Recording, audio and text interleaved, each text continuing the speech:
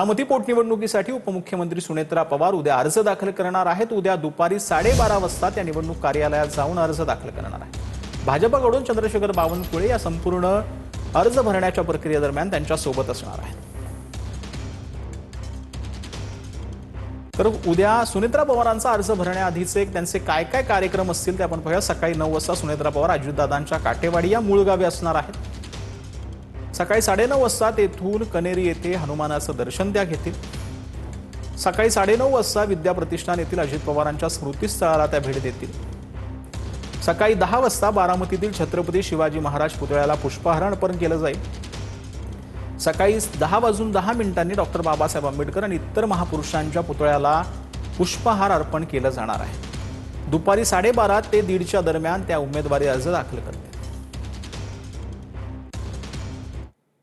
तर बारामती पोटनिवडणुकीसाठी काँग्रेसनं उमेदवार जाहीर केलेला आहे। बारामती पोटनिवडणुकीमध्ये काँग्रेसकडून आकाश मोरेंना उमेदवारी देण्यात आलेली आहे।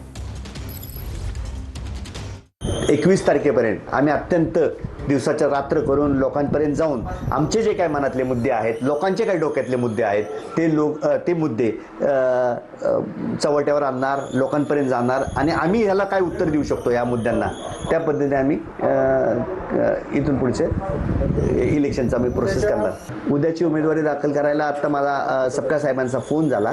सपकाळ साहेब स्वतः येणार आहेत। त्याचबरोबर बहुजन हृदय सम्राट आमच्या महादेवराव जानकरजी येणार आहेत आणि बरेचसे त्यांच्याबरोबर श्रीरंग पाटील चव्हाण जे तालुक्याचे जिल्ह्याचे अध्यक्ष आहेत काँग्रेसचे, ते येतील।